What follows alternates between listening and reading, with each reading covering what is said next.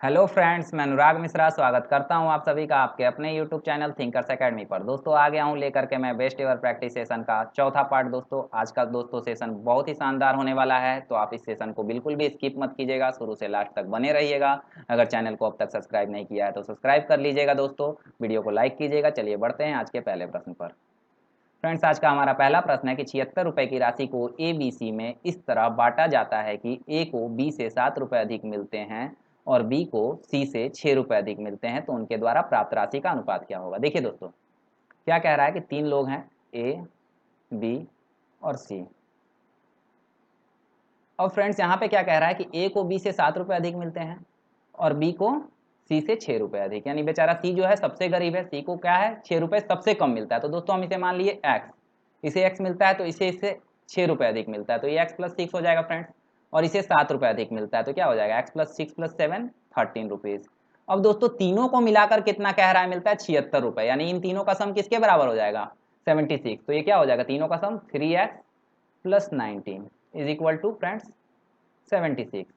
तो 3x बराबर दोस्तों क्या हो जाएगा 57 और x बराबर क्या हो जाएगा 57 अपॉन 3 यानी कि 19। अब x ये है, इसे 19 मिल रहा है, इसे x प्लस 6 यानी कि 19 प्लस 6 25 और इसे 19 प्लस 13 32, यानी कि 32:25:19 हमारा इस प्रश्न का सही उत्तर हो जाएगा। कौन सा ऑप्शन है, ये नहीं है, ये है फ्रेंड्स। तो हमारा बी ऑप्शन सही हो जाएगा इस प्रश्न का सही उत्तर। अब देखिए दोस्तों इसको आप लोग ऑप्शन से लगा सकते थे डायरेक्ट। यहाँ पे बोल रहा है ए को बी से 7 रुपए अधिक मिलते हैं, तो हमने देखा कि ए को बी से 7 रुपए अधिक, तो यहाँ तो ए को कम मिल रहा है तो ये नहीं हो सकता ऑप्शन। यहाँ पे ए को बी से 7 रुपए अधिक, तो यहाँ थोड़ा सा 8 रुपए अधिक मिल रहा है, ये नहीं हो सकता है। यहाँ पर ए को कम ही मिल रहा है, तो डायरेक्ट देख रहे हैं यहाँ पर ए को बी से 7 रुपए अधिक मिल रहा है, तो डायरेक्ट आपका बी ऑप्शन डायरेक्ट हो सकता है, इसे बनाने की भी जरूरत नहीं है।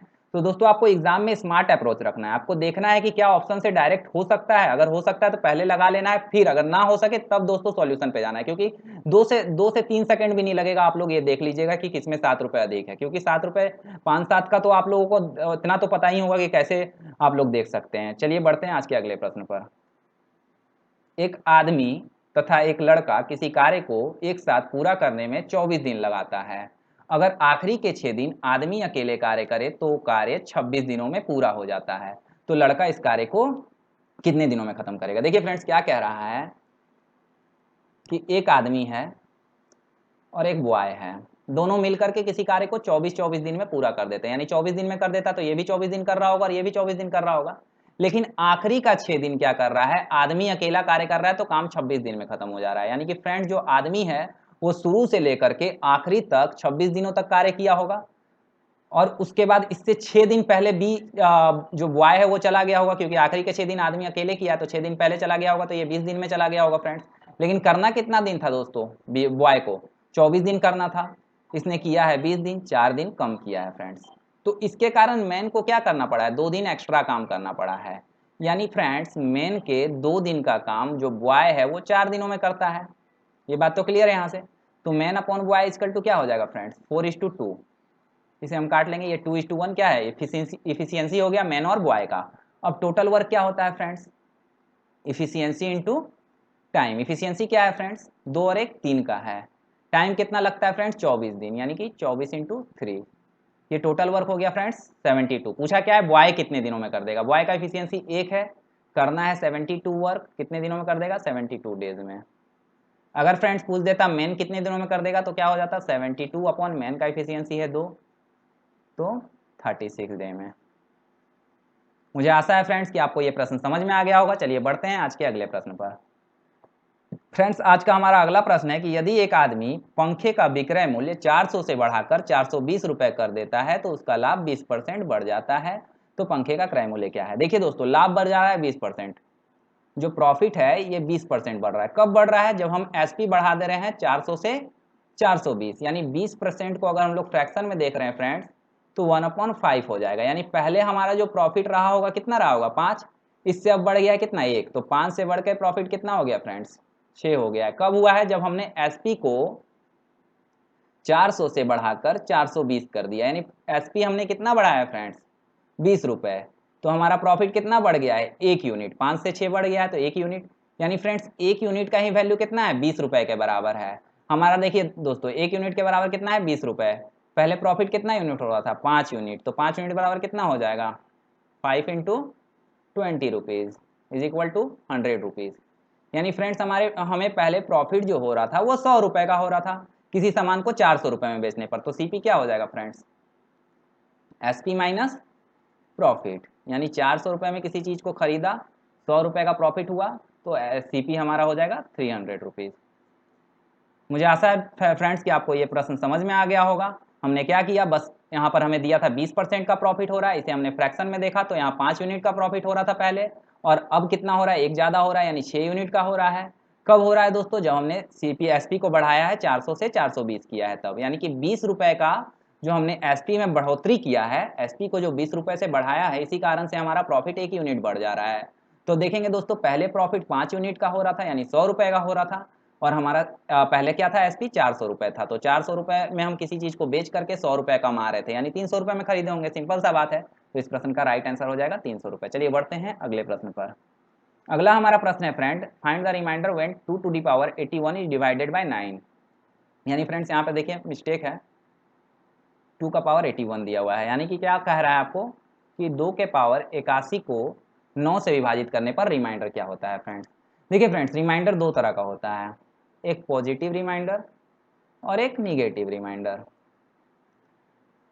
तो अगर हम आपसे बात करें कि पॉजिटिव रिमाइंडर और नेगेटिव रिमाइंडर दो तरह का रिमाइंडर होता है, मैं आपसे कहूं कि 12 को अगर 5 से हम डिवाइड करते हैं तो हमारा रिमाइंडर क्या होगा, तो आप देखेंगे दोस्तों कि आपका रिमाइंडर क्या आ रहा है, 2 आ रहा है। ये 2 क्या है दोस्तों, पॉजिटिव रिमाइंडर है। तो निगेटिव रिमाइंडर क्या हो जाएगा फ्रेंड्स, देखिए divisor is equal to friends होता है positive remainder plus negative remainder. अब आपका पॉजिटिव रिमाइंडर अगर 2 है, डिवाइजर 5 है, तो निगेटिव रिमाइंडर क्या हो जाएगा, निगेटिव रिमाइंडर क्या हो जाएगा, ये 2 इधर चला जाएगा, तो निगेटिव रिमाइंडर फ्रेंड्स आपका क्या हो जाएगा, 3 हो जाएगा। इसी तरह से अब दोस्तों हम ये प्रश्न को देख रहे हैं, तो यहाँ पे क्या है, 2 का पावर 81 है, इसे हम लोग क्या लिख सकते हैं, 2 का पावर 3 का पावर 27 अपॉन 9। अब दोस्तों 2 का पावर 3 क्या होता है, 8 होता है, 8 अपॉन 9 का पावर 27। अब फ्रेंड्स 8 को अगर 9 से हम भाग दे रहे हैं तो हमारा क्या आ जाएगा रिमाइंडर, माइनस का 1 का पावर 27। अब फ्रेंड्स ये जो 27 है ये क्या है, ऑड पावर है, तो ये दोस्तों क्या हो जाएगा, माइनस का 1 ही हो जाएगा। अब हमें यहाँ पर माइनस में कोई भी ऑप्शन नहीं दे रखा है, तो हम इसका पॉजिटिव रिमाइंडर देखेंगे। हमने क्या बताया था, डिवाइजर इजकल टू होता है positive remainder plus negative remainder. हमारा दोस्तों निगेटिव रिमाइंडर 1 है, तो पॉजिटिव रिमाइंडर क्या हो जाएगा, डिवाइजर 9 है, तो पॉजिटिव रिमाइंडर क्या हो जाएगा, 8 हो जाएगा। यानी फ्रेंड्स इस प्रश्न का राइट आंसर क्या हो जाएगा हमारा, 8 हो जाएगा। चलिए फ्रेंड्स, मुझे आशा है कि समझ में आ रहा होगा आपको ये सेशन। अगर समझ में सही में आ रहा है दोस्तों तो शेयर कर दीजिएगा सेशन, और ज़्यादा से ज़्यादा लाइक कीजिएगा फ्रेंड्स, और कमेंट में वाई लिख दीजिएगा, मुझे समझ में आ जाएगा कि आप लोगों को समझ में आ रहा है। चलिए बढ़ते हैं अगले प्रश्न पर। दोस्तों हमारा अगला प्रश्न है, y is equal to 5 plus 2√6 और x y is equal to 1 है, तो find the value of x square plus y square plus 4xy upon x square plus y square minus 4xy। यानी पूछा क्या है दोस्तों, if x is equal to 5 plus 2√6 दिया हुआ है and x y is equal to 1 दिया हुआ है, then find the value of x square plus y square plus 4xy upon x square plus y square minus 4xy। देखिए friends, हम लोग को देखना होगा इस प्रश्न को, इस तरह के प्रश्न को देख करके समझना पड़ेगा फ्रेंड्स कि हमसे पूछना क्या चाहा है। इस तरह के प्रश्न को देख के सबसे पहले समझना पड़ेगा पूछना क्या चाहा है। देखिए फ्रेंड्स, ये क्या है, एक्स स्क्वायर। अगर फ्रेंड्स हमारा x y is equal to 1 है, x y is equal to 1 है, तो y is equal to friends 1 upon x हो जाएगा। तो यहाँ पर x square plus y square है, तो y is equal to 1 upon x है फ्रेंड्स, तो y square equal to 1 upon x square हो जाएगा, और प्लस 4xy। 4xy का वैल्यू क्या है फ्रेंड्स, 1 है, 4 इंटू एक्स वाई के जगह पे 1 रख देंगे तो ये 4 ही हो जाएगा, अपॉन फ्रेंड्स एक्स स्क्वायर, फिर से ये वाई स्क्वायर है, तो ये वाई स्क्वायर के जगह पे 1 अपॉन एक्स स्क्वायर रख लेंगे फ्रेंड्स, तो यहाँ पर रख लिए friends 1 upon x square minus 4 into x y का वैल्यू फ्रेंड्स कितना है, 1 है, तो 1 रख देंगे तो ये 4 ही हो जाएगा। अब फाइनली फ्रेंड्स हमसे पूछना बस ये चाहा है, सिंपल सा प्रश्न है फ्रेंड्स, लेकिन बच्चे इसके लैंग्वेज में फंस जाते हैं जिसके कारण से नहीं बनता है। अब फाइनली हमसे पूछना क्या चाहा है ये। अब फ्रेंड्स अगर कभी भी हमें x plus 1 upon x is equal to p दिया हुआ होता है, तो x square plus 1 upon x square is equal to p square minus का 2 हो जाता है। अब फ्रेंड्स देखिए हमारे पास तो x है, हम 1 अपॉन एक्स निकाल लेंगे, हमारे पास x है 5 प्लस 2√6। फ्रेंड्स 1 अपॉन एक्स क्या हो जाएगा, देखिए 1 अपॉन एक्स को फ्रेंड्स हम इसको ऐसे लिख सकते हैं, 1 अपॉन 5 प्लस 2√6। उसके बाद फ्रेंड्स इसको हम लोग रैशनलाइज करेंगे और इसका वैल्यू मिल जाएगा। लेकिन दोस्तों आप लोगों को रैशनलाइज करना नहीं है, आप लोगों को क्या करना है, आप लोगों को देखना है कि इन दोनों के स्क्वायर का जो डिफरेंस है वो यहाँ पर आएगा और ऊपर में इसका कॉन्जुगेट आएगा। कॉन्जुगेट मतलब दोस्तों यहाँ अगर प्लस है तो यहाँ माइनस हो जाएगा, तो ये क्या हो जाएगा 5 माइनस 2√6। अब इसके स्क्वायर का डिफरेंस क्या हो जाएगा फ्रेंड्स, 5 का स्क्वायर माइनस 2√6 का स्क्वायर। 5 का स्क्वायर फ्रेंड्स क्या हो जाएगा 25। आगे देखते हैं दोस्तों नेक्स्ट पेज पे क्या था दोस्तों, यहाँ पर 5 माइनस 2√6 अपॉन ये 1/x था फ्रेंड्स। ये 5 का स्क्वायर 25 माइनस 2√6 का स्क्वायर क्या होगा, 2 का स्क्वायर 4 और √6 का स्क्वायर 6, तो ये 24। तो फ्रेंड्स डायरेक्ट क्या हो जाएगा 5 माइनस 2√6। तो आप लोगों को बस ध्यान में रखना है कि अगर इनके स्क्वायर का डिफरेंस, अगर मान लेते हैं ये हमारा a है और ये b है और हमारा दिया हुआ है 5 प्लस 2√6 x बराबर 5 प्लस 2√6, ये a है और ये b है और इन दोनों के स्क्वायर का डिफरेंस अगर फ्रेंड्स 1 आ रहा है तो डायरेक्ट आप 1/x इजिकल टू ये लिखेगा, आपको कुछ नहीं करना है, डायरेक्ट 5 माइनस 2√6 लिखिएगा। अब दोस्तों हम लोगों को ये दोनों को जोड़ देंगे तो x प्लस 1/x मिल जाएगा, तो जोड़ देते हैं x प्लस 1/x। देखिए दोस्तों अगर जोड़ेंगे तो क्या हो जाएगा 5 प्लस 2√6 प्लस 5 माइनस 2√6, ये से ये कट गया फ्रेंड्स, क्या बचा 10। अब आप लोगों को ये कभी नहीं लिखना है ऐसे, आप लोगों को क्या करना है, अगर आप लोगों को x प्लस 1/x पूछ रहा है, अगर आप लोगों को x प्लस 1/x निकालना है तो इन दोनों में से जो भी बड़ा वैल्यू है उन दोनों को डायरेक्ट जोड़ दीजिएगा। अगर x माइनस 1/x निकालना हो कभी तो इन दोनों में से जो भी छोटा वैल्यू हो उसको जोड़ दीजिएगा। फिलहाल इसमें हम लोगों को निकालना नहीं है, अगर निकालना होता तो क्या हो जाता 4√6 हो जाता फ्रेंड्स। मुझे आशा है कि समझ में आ गया होगा। अब देखिए फ्रेंड्स पूछा क्या था हमसे, x square plus 1/x square plus का 4 upon x square plus 1/x square minus का 4। फ्रेंड्स हमारे पास x प्लस 1/x कितना है 10 है, तो मैंने क्या बोला था जब x plus 1/x is equal to p होता है तो x square plus 1/x square is equal to क्या हो जाता है पी स्क्वायर माइनस 2। तो फ्रेंड्स ये क्या हो जाएगा पी स्क्वायर माइनस का 2 और प्लस का 4 अपॉन पी स्क्वायर माइनस का 2 माइनस का 4। ये फ्रेंड्स क्या हो जाएगा पी स्क्वायर प्लस का 2 अपॉन पी स्क्वायर माइनस का 2। अब डायरेक्ट वैल्यू यहाँ पर सॉरी माइनस का 6, यहाँ डायरेक्ट वैल्यू रख देंगे। पी का स्क्वायर यानी 10 का स्क्वायर 100 और प्लस 2 102, यहाँ 10 का स्क्वायर 100 माइनस 6 94, काट लेंगे फ्रेंड्स, ये क्या हो जाएगा 51/47। तो देखते हैं ऑप्शन में कहाँ 51/47 है, तो फ्रेंड्स हमारा सी ऑप्शन है 51/47। तो फ्रेंड्स बेसिकली इस प्रश्न में क्या किया, बहुत ही अच्छे लेवल का प्रश्न है दोस्तों, आपके एनटीपीसी सेकेंड सीबीटी में जरूर देखने को मिल सकता है ये प्रश्न। क्या है x is equal to 5 plus 2√6 है, x y is equal to 1 है, x square plus y square plus 4xy। अब दोस्तों आप लोगों का नजर थोड़ा तेज होना चाहिए इस तरह के प्रश्नों में, आप लोगों को देख करके समझना पड़ेगा कि एक्चुअली में जो एग्जामिनर है वो क्या पूछना चाहा है। अगर आप लोग ये बात पकड़ चुके हो तो आपको पता है कि आपको x प्लस 1/x यहाँ से मिल जाएगा, आप डायरेक्ट पी स्क्वायर माइनस का प्लस का 2 कर सकते हैं, सॉरी प्लस का 4 और पी स्क्वायर माइनस का 4 यहाँ पे कर सकते हैं दोस्तों। क्या कर सकते हैं यहाँ पे देखिए दोस्तों, इसका वैल्यू हो जाएगा x प्लस 1/x स्क्वायर का पी स्क्वायर माइनस का 2 प्लस का 4 अपॉन पी स्क्वायर माइनस का 2 माइनस का 4। आप लोग डायरेक्ट ऐसे इस पर वैल्यू रखकर अपना आंसर निकाल सकते हैं 2 या 5 सेकंड में दोस्तों। चलिए बढ़ते हैं अगले प्रश्न पर। अगला प्रश्न हमारा है दोस्तों कि 4 अंकों की बड़ी से बड़ी संख्या जो 12, 15, 18 और 27 से भाग हो। दोस्तों इस तरह का प्रश्न अगर एग्जाम में जब भी बने तो आप लोगों को डायरेक्ट ऑप्शन से बनाना है। क्या पूछा है कि 12, 15, 18 और 27 से डिविजिबल हो, तो जो भी ऑप्शन आंसर होगा दोस्तों इन चारों से डिविजिबल होगा। अगर कोई नंबर 18 से डिविजिबल है तो वो 9 से भी डिविजिबल होगा दोस्तों, क्योंकि 9 इंटू 2 ही 18 होता है, तो 9 से होगा। ठीक है, अगर 27 से है तब भी 9 से होगा। तो देख लेंगे फ्रेंड्स कि 9 इंटू 3। अब दोस्तों देख लेंगे कि इनमें से कौन सा ऑप्शन 9 से डिविजिबल है। तो देख रहे हैं 9 9 18 6 24, ये नहीं है फ्रेंड्स। 9 2 11 7 18, ये है फ्रेंड्स। 9 9 18 3 21, ये नहीं है फ्रेंड्स। 9 9 18 6 24, ये नहीं है फ्रेंड्स। तो डायरेक्ट आप ऑप्शन से इस तरह के प्रश्नों का उत्तर लगा सकते हैं। आप लोगों को देख लेना है कि यहाँ पर अगर ये 18 था तो ये 9 का मल्टीपल जरूर होगा। ठीक है फ्रेंड्स, मुझे आशा है कि समझ में आ गया होगा। और बेसिक क्या हो सकता है फ्रेंड्स, देखिए नंबर इज इक्वल टू इस तरह के प्रश्न में क्या हो जाता है LCM इंटू के। अब दोस्तों LCM निकाल लेंगे, LCM क्या होगा 12, 15, 18 और 27 का। फ्रेंड्स पहले इन सब का प्राइम फैक्टराइजेशन करेंगे और उससे एलसीएम निकाल लेंगे। इसका प्राइम फैक्टर क्या हो जाएगा, 3 का क्यूब, इसे क्या लिख सकते हैं 3 का स्क्वायर इंटू 2, 3 जा 9 और 2 जा 18, इसे क्या लिख सकते हैं 3 इंटू 5, और इसे क्या लिख सकते हैं 2 का स्क्वायर 4 इंटू 3 12। अब फ्रेंड्स स्क्वायर है फ्रेंड्स ये। अब फ्रेंड्स इन सब में से हम लोगों को हाईएस्ट पावर सब लेना है, एलसीएम के लिए इन सब का हाईएस्ट पावर लेना है। अब जैसे यहाँ पर 2 दो बार है, तो जहां 2 का हाईएस्ट पावर है उसको ले लेना है। तो 2 का हाईएस्ट पावर यहाँ पर है 2 का पावर 2, इसे ले लेंगे। इंटू देखेंगे 3 का हाईएस्ट पावर, यहाँ पर 3 का पावर 3 है और कहीं नहीं है, ये हाईएस्ट पावर है तो 3 का पावर 3 लिख देंगे। और 5 दोस्तों एक बार है तो 5 को ले लेंगे।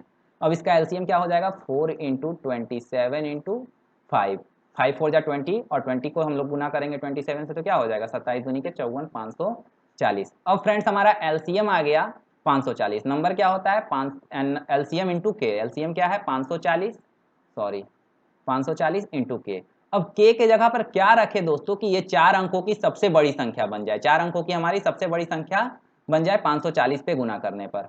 तो दोस्तों हम लोग अंदाजा में अगर लें के जगह पे अगर हम लोग 20 रख करके देखें, 20 रख करके देखें तो यहाँ से गुना करेंगे तो दोस्तों क्या हो जाएगा 10,800। 540 को 20 से गुना करेंगे तो क्या हो जाएगा 10,800, 54 दूनी की 108, 2 जीरो था तो 10,800। 540 को 20 से गुना करने में फ्रेंड्स क्या हो जाएगा देखिए 54 दूनी की 108 और 2 जीरो था तो 2 जीरो कर दिए, यानी कि 10,800। लेकिन दोस्तों ये तो 5 अंकों का नंबर हो जा रहा है, लेकिन हमें क्या चाहिए 4 अंकों की सबसे बड़ी संख्या। तो 4 अंकों की सबसे बड़ी संख्या, इसका हमें पीछे जाना पड़ेगा। तो दोस्तों अगर हम लोग एक बार पीछे जाते हैं यानी कि 19वां मल्टीपल देखते हैं तो 540 इससे कम होगा, तो 540 इससे घटाएंगे दोस्तों तब भी ये 5 ही अंकों का संख्या होगा। तो दो बार अगर हम लोग 18वां मल्टीपल देख रहे हैं 540 का तो हो सकता है डायरेक्ट हमें मिल जाए। तो हम देखते हैं 540 का 18वां मल्टीपल। तो 18वां मल्टीपल क्या हो जाएगा दोस्तों, यहाँ देख रहे हैं तो 18 चौक 72, 72 के 2 रखा हाथ में कितना 7, 18 पचे 90 और 7 97। तो ये क्या हो जाएगा दोस्तों 9720।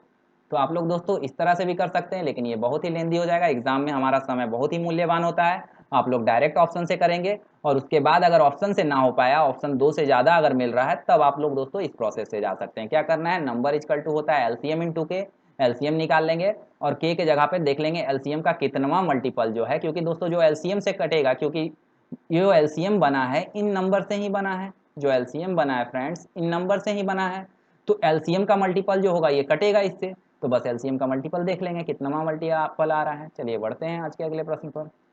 आज का हमारा अगला प्रश्न है कि 3 10a बराबर 4 है, 3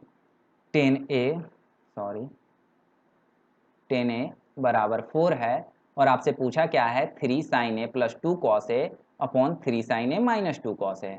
तो फ्रेंड्स हमारे पास क्या है 10a is equal to 4 upon 3। अब फ्रेंड्स इसका दो मेथड हो सकता है, एक तो शॉर्ट मेथड, लेकिन दोस्तों शॉर्टकट कभी कभी भारी पड़ सकता है, इसलिए ज़्यादा शॉर्टकट के चक्कर में भी नहीं रहना है, लेकिन देखना जरूर है क्या हो सकता है। देखिए फ्रेंड्स ये क्या है 3 sin a plus 2 cos a upon 3 sin a minus 2 cos a। अगर फ्रेंड्स आप लोगों का नज़र तेज होगा तो आप लोगों को पता होगा कि sin a 10a is equal to होता है sin a upon cos a। अगर आप लोगों का नज़र तेज होगा तो आप लोगों को पता होगा कि 10a इज इक्वल टू क्या होता है sin a upon cos a। हमें भी sin a और cos a का वैल्यू चाहिए था, जो हम लोग को डायरेक्ट मिल जा रहा है 4 अपॉन 3, डायरेक्ट रख देंगे 3 इंटू साइन ए के जगह पे 4 प्लस 2 इंटू कॉस ए के जगह पे 3 माइनस 3 इंटू साइन ए के जगह पे 4 माइनस 2 इंटू कॉस ए के जगह पे 3। अब फ्रेंड्स हम लोग क्या करेंगे, ये गुना कर लेंगे 12 और प्लस 6 18, ये क्या हो जाएगा 18, ये 12 माइनस 6 6, यानी फ्रेंड्स क्या हो जाएगा हमारा आंसर 3। 3 कौन सा ऑप्शन है, ऑप्शन सी फ्रेंड्स। तो हमारा ऑप्शन सी हो जाएगा इसका उत्तर। अब फ्रेंड्स आप लोगों को ये प्रोसेस कब नहीं लगाना है ये जरूर पता होना चाहिए। देखिए फ्रेंड्स हमारा जो है ऊपर और नीचे साइन और कॉस का जो पावर है वो सेम होना चाहिए, तभी हम ये मेथड लगा सकते हैं। कब हम लगा सकते हैं डायरेक्ट, यहाँ साइन और कॉस का वैल्यू कब रख सकते हैं, जब साइन और कॉस का पावर ऊपर और नीचे सेम हो, जैसे यहाँ भी पावर 1 था, यहाँ भी 1, यहाँ भी 1, यहाँ भी 1, तब लगा दिए। नहीं तो फ्रेंड्स अगर आप लोग डायरेक्ट ऐसे लगा देंगे तो ऐसा प्रश्न आप लोगों का गलत हो जाएगा। तो फिर अगर ऐसा रहा दोस्तों, अगर अलग अलग पावर रहा तो क्या करेंगे, देखिए आप लोग क्या कर सकते हैं, मेथड 2 दोस्तों 10 ए बराबर क्या दिया हुआ है 4/3 दिया हुआ है 10 ए इज इक्वल टू। दोस्तों अगर आप लोगों को ट्रिपलेट पता होगा तो ये क्या है दोस्तों P/B है, तो आप लोग H निकाल लीजिएगा, क्या हो जाएगा 4 का स्क्वायर प्लस 3 का स्क्वायर। ये फ्रेंड्स कितना हो जाएगा 16 + 9 25 यानी कि √25, ये हो जाएगा 5, यानी आपका H निकल गया 5। अब फ्रेंड्स आप लोग यहाँ पर साइन ए इजिकल टू लिख दीजिएगा 3 इंटू साइन ए क्या होता है P/H, P और H का वैल्यू रख दीजिएगा mine plus 2 into cos A क्या होता है B/H, तो यहाँ पे B/H का वैल्यू रख दीजिएगा upon 3 into P/H minus 2 into B/H। ये आप लोग ऐसे भी बना सकते हैं। इसका अब और एक मेथड हो सकता है दोस्तों, तीसरा मेथड क्या हो सकता है, आप लोगों के पास है 10a बराबर 4/3, आपसे पूछा हुआ है 3 sine A my plus 2 cos A upon 3 sine A minus का 2 cos A, sorry friends cos A. अभी फ्रेंड्स अगर इनमें से हम कॉस ए को कॉमन निकाल ले, तो कॉस ए को निकाल लेते हैं कॉमन, तो क्या बचेगा 3 into sine A upon cos A यानी 10a प्लस यहाँ cos A upon cos A 1 हो जाएगा यानी 2, और नीचे क्या बचेगा फ्रेंड्स, यहाँ भी कॉस ए निकाल लेते हैं, तो यहाँ क्या हो जाएगा 3 into sine A upon cos A फिर से 10a minus 2 into cos A upon cos A 1, तो ये 2 हो जाएगा फ्रेंड्स। अब देखिए दोस्तों ये कॉस ए से कॉस ए कट जाएगा, 3 इंटू 10a का वैल्यू डायरेक्ट दिया हुआ है 4/3, तो यहाँ पे आप रख दीजिएगा 3 इंटू 4/3 प्लस का 2 अपॉन 3 इंटू 4/3 माइनस का 2। अब यहाँ से फ्रेंड्स 3 3 कट जाएगा, 3 3 कट जाएगा, ये क्या हो जाएगा 4 2 6, और यहाँ 4 में से 2 गया तो 2 कट के फ्रेंड्स 3 आ जाएगा इसका आंसर। लेकिन फ्रेंड्स आप लोग इस तरह के प्रश्न पे डायरेक्ट मैंने जो पहला वाला मेथड बताया था, यहाँ मिट गया दोस्तों, फिर से लिख देता हूँ मैं 10a इज इक्वल टू 4, तो 10a इज इक्वल टू क्या हो जाएगा फ्रेंड्स 4/3, पूछा क्या है 3 sine A plus 2 cos A upon 3 sine A minus 2 cos ए। अब फ्रेंड्स हम लोगों को पता है 10a इज इक्वल टू होता है sign A upon cos A. अब फ्रेंड्स डायरेक्ट आप लोगों को अगर देखिए कि पावर सेम है तो डायरेक्ट ये वैल्यू रखिए, तुरंत 2 सेकंड में बन जाएगा आप लोगों को, और दूसरा कोई मेथड इस पर नहीं बनाना है, आपका आंसर हो जाएगा 3। चलिए बढ़ते हैं अगले प्रश्न पर।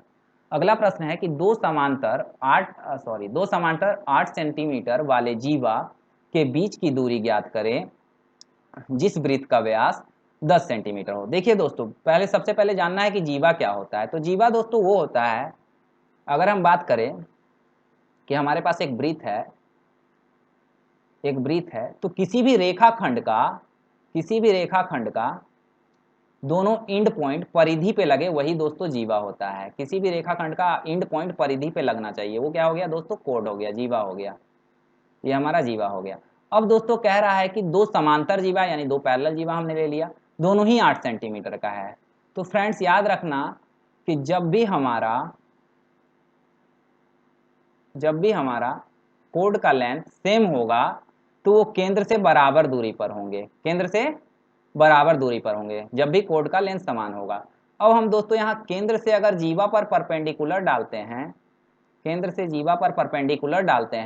तो वो जीवा को दो बराबर भागों में बांटता है। केंद्र से जीवा पर परपेंडिकुलर डालने पर वो फ्रेंड्स जीवा को दो बराबर भागों में बांटता है। तो अगर ये 8 है तो बराबर भागों में बांटेगा, तो ये भी 4, ये भी 4, इधर से ये भी 4, ये भी 4। अब फ्रेंड्स आप लोगों को दिया क्या है, डायमीटर दिया है 10 सेंटीमीटर, रेडियस क्या हो जाएगा फ्रेंड्स d/2 यानी कि 5 सेंटीमीटर। अभी फ्रेंड्स अगर रेडियस हमारा 5 सेंटीमीटर है, ये हमारा 4 है, और ये हमारा क्या है परपेंडिकुलर है यानी 90 डिग्री है, तो दोस्तों यहाँ क्या लग जाएगा, ये राइट एंगल ट्रायंगल है, यहाँ पाइथागोरस थ्योरम लग जाएगा, और यहाँ से हम लोग ये निकाल लेंगे।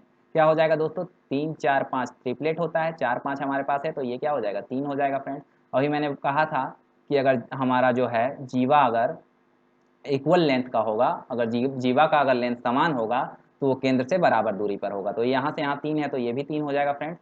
तो हमारा इन दोनों जीवाओं के बीच की दूरी क्या हो जाएगी 3 centimetre plus 3 centimetre is equal to 6 centimetre मुझे आशा है फ्रेंड्स कि आपने इस प्रश्न को अच्छे से समझा होगा। चलिए बढ़ते हैं आज के अगले प्रश्न पर। फ्रेंड्स आज का हमारा अगला प्रश्न है कि एक संख्या से जब 15 घटाया जाता है तो वह घटकर 80% हो जाता है, तो उस संख्या का 40% कितना होगा फ्रेंड्स।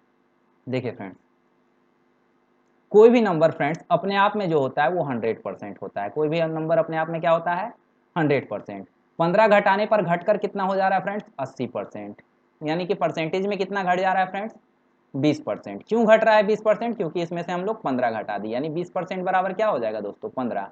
आपसे क्या पूछा है, उस संख्या का 40%, यानी उस संख्या का 40% क्या हो जाएगा, इसका ये 2 गुना है तो इसका भी ये 2 गुना हो जाएगा फ्रेंड्स, ये 30 हो जाएगा। फ्रेंड्स बहुत ही इजी प्रश्न था। क्या दिया हुआ था कि कभी भी दिया हुआ था कि जब किसी संख्या से 15 घटाया जाता है तो वह घट करके 80 हो जाता है, 80% हो जाता है। यानी कोई संख्या अपने आप में 100% होता है फ्रेंड्स, 100% होता है, घट करके 80 हो गया, यानी घटा कितना परसेंट, 15%। क्यों 20%, क्यों घटा, क्योंकि इसमें से 15 घटाया गया, तो 20% बराबर 15, तो 40% बराबर दोस्तों 30 हो जाएगा। चलिए बढ़ते हैं आज के अगले प्रश्न पर। फ्रेंड्स आज का हमारा अगला प्रश्न है कि 30 मीटर प्रति सेकंड की चाल से चलने वाली एक रेलगाड़ी 600 मीटर लंबे प्लेटफॉर्म को पार करने में 30 सेकंड का समय लेती है, तो ट्रेन की लंबाई ज्ञात कीजिए। मीटर में निकालना है फ्रेंड्स ट्रेन की लंबाई, यानी एक तरह से आपको क्या निकालना है, डिस्टेंस निकालना है। अब देखिए फ्रेंड्स, डिस्टेंस इक्वल टू क्या होता है, स्पीड इनटू टाइम। अब ये दोस्तों ट्रेन कितनी दूरी तय करेगी, अपना लेंथ यानी ट्रेन खुद का लेंथ तय करेगी और प्लेटफॉर्म का भी लेंथ तय करेगी, है ना। यानी डिस्टेंस कितना तय करेगी ट्रेन, एक तो खुद का लेंथ तय करेगी और प्लेटफॉर्म का भी करेगी। किस स्पीड से करेगी, 30 मीटर प्रति सेकंड से, कितने समय में, 30 सेकंड में। फ्रेंड्स प्लेटफॉर्म का लेंथ कितना था, 600, तो यहाँ हम लिख सकते हैं TL plus 600 is equal to 30 into 30 900। अब फ्रेंड्स देखिए हमसे पूछा है लेंथ ऑफ ट्रेन, ये भी मीटर में है, ये भी मीटर में है, तो दोस्तों TL इज इक्वल टू क्या हो जाएगा, 900 मीटर माइनस 600 मीटर, तो ये हो जाएगा फ्रेंड्स कितना, 300 मीटर। ये क्या है दोस्तों, लेंथ ऑफ ट्रेन को। आइए फ्रेंड्स फिर से एक बार समझते हैं क्या है।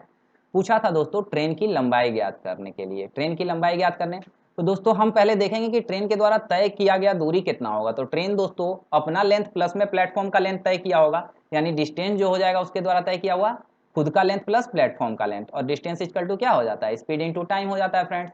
तो हमें प्लेटफॉर्म का लेंथ पता था, हमने यहाँ पर रख दिया 600 मीटर, ट्रेन का लेंथ हमें निकालना था, और यहाँ पर स्पीड दोस्तों हमें 30 दिया हुआ था, टाइम 30 सेकेंड दिया हुआ था दोस्तों, तो ये क्या हो जाएगा 900 और ये 600 मीटर। तो TL plus 600 metre is equal to 900, तो TL क्या हो जाएगा फ्रेंड्स, 300 मीटर हो जाएगा फ्रेंड्स। देखिए फ्रेंड्स मुझे आशा है कि आप लोगों को ये सेशन बहुत ही पसंद आया होगा, बहुत ही अच्छा लगा होगा, आपने ये सेशन एंजॉय किया होगा। फ्रेंड्स इस तरह का आगे भी मैं सेशन लाता रहूंगा, आप लोगों को लगातार देखना है और ज़्यादा से ज़्यादा वीडियो को शेयर और लाइक जरूर करना है फ्रेंड्स, लाइक जरूर कीजिएगा फ्रेंड्स, बहुत मेहनत लगता है इस तरह के वीडियो को लाने में। तो फ्रेंड्स थैंक यू, मिलते हैं अगले वीडियो पर।